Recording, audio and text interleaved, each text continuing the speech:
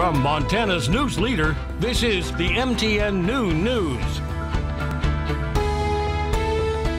And good afternoon. Thanks for joining us on the Noon News. I'm Andrea Lutz. This afternoon, Facebook's Oversight Board held a decision to suspend Donald Trump's Facebook and Instagram accounts. The independent board agrees he violated Facebook's rules prohibiting praise of people engaged in violence. It also says Trump created risk by continuing claims of election fraud. Facebook will continue to block Trump from posting. Governor Greg Gianforte has a plan to solve Montana's worker shortage.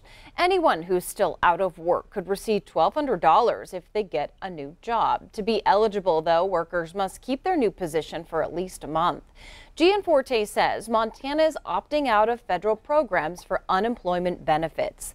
This starts June 27th, and the state will no longer issue supplemental $300 weekly payments.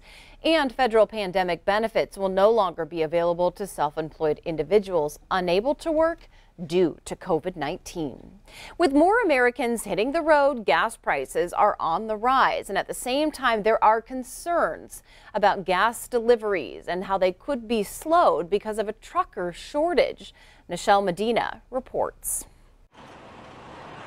Xavier Franklin is taking classes to become a professional truck driver. And new truckers like him are in high demand. The president of Roadmaster Drivers School says there is a shortage right now. A lot of drivers were retiring early during COVID that were planning to retire in the next few years. So suddenly the supply shrunk, the demand grew. Adding to the problem, many driving schools shut down during the pandemic, then had to implement social distancing rules when they reopened. Western Truck School in Sacramento has half the students they usually do. We've had to schedule our training out farther because of the number of people that are allowed inside the truck. The trucker shortage is expected to impact the delivery of goods this summer, including gas. Fuel prices plummeted last year during the height of the pandemic, but now things are returning to normal levels. We're not seeing a shortage. What we're seeing is a delay in deliveries, which has impacted a small number of markets in the past month. AAA's Jeanette McGee says refineries have plenty of gas and prices shouldn't go up much higher this summer. But getting fuel to the pumps is taking a little longer. That could lead to tight supplies in a few places. It's more likely to happen in spots that are popular travel destinations like beaches and like mountains. McGee says there's no reason to worry too much. There might be scattered shortages in the coming months, but it will still be easy to find gas and fill up. Nichelle Medina, CBS News, San Diego.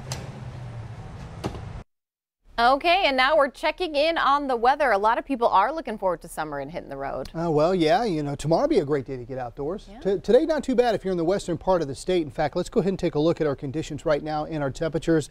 Yeah, western part of Montana, fantastic. Northwestern part of Wyoming looking pretty good. I do want to point out, though, that we do have a strong thunderstorm we're tracking right now right there on the northeast corner of Treasure County, or going into Rosebud County right now, where we do have some lightning with that. And that's all because of that area of low pressure right there. You can see it, it's skirting across, moving to the east. That's why we have those showers and thunderstorms out ahead of that.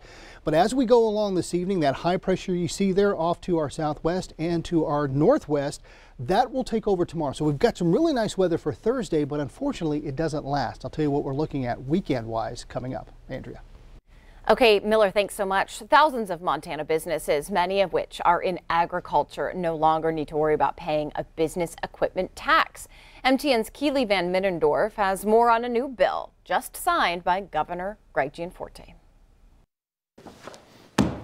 I think it's time for a beer.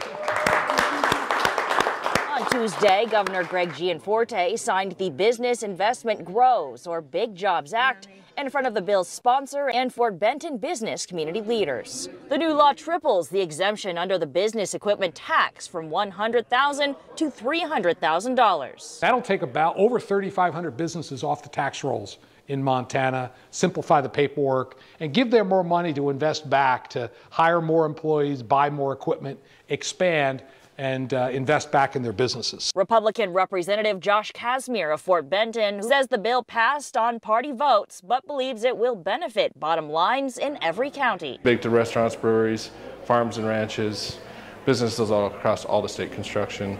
Golden Triangle Brew Company owner Brandon Roberts says the change will help small businesses like theirs rebound after a year of COVID.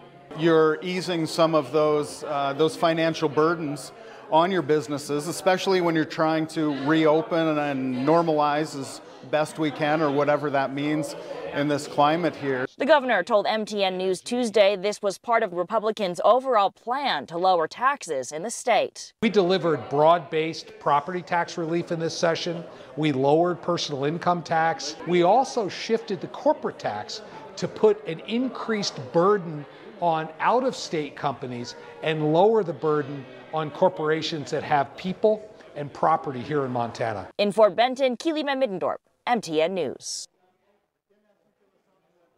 All right, lawyers for former Minneapolis police officer Derek Chauvin, convicted of murdering George Floyd, want a new trial. Chauvin's attorneys filed a motion listing a dozen reasons for that new trial, including jury misconduct, race-based pressure, and the jury's failure to follow instructions. The motion also accused the judge of making errors at the trial. Chauvin is set to be sentenced in June. Up for debate this week, a ban on transgender women playing for women's sports teams. The 90th U.S. Circuit Court of Appeals is looking at the issue. Idaho passed the nation's first transgender sports ban last year, but it was blocked and is now up for appeal. What happens in Idaho could set a precedent for more than 30 other states that have signed similar bills or are considering them.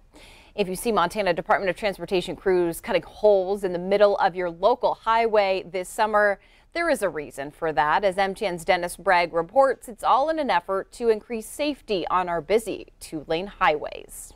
This season, MDT will be cutting new rumble strips down the center line of all our major highways, from the Bitterroot to the Flathead and the Kootenai. It's all part of an effort to keep drivers alert and cut the risk of head-on crashes. The data that's out there is incredible about how effective they are at reducing the catastrophic head-on crashes that can take place. Those have been of special concern on Highway 93 south of Missoula, where every year a number of people lose their lives because of head-on crashes. It's not an inexpensive modification, but far more cost-effective than trying to install concrete jersey barriers.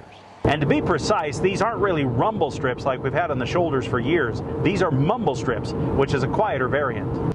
A mumble strip, or it's a lower noise, trying to reduce how loud it is outside of the vehicle, but still provide that positive feedback to the driver so that they know that they're straying across that double yellow line. The strips do fill with water and ice in the winter, but Vosen says they're already working well in winter across the rest of the state. The plows obviously can't remove that snow that's in the bottom of the rumble strip itself, but they are spaced out enough where it's not really creating a slippery spot in there because of the dry pavement that is in between each of the grooves.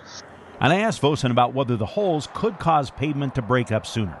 Maybe slightly accelerated degradation of the roadway, but the savings of lives is much. I mean, it's definitely worth it. You can't argue with the safety factor that they bring to the table. In Missoula, Dennis Bragg, MTN News. And MDT is installing those strips on some of the busier undivided four-lane highways, such as Highway 93 south of Missoula and Highway 2 west of Columbia Falls. All right, we have more ahead on this Wednesday's New News, including featuring our Special Olympic Montana athletes. After the break, we're going to meet Betsy. But first, Miller is back up with a look at that statewide weather forecast.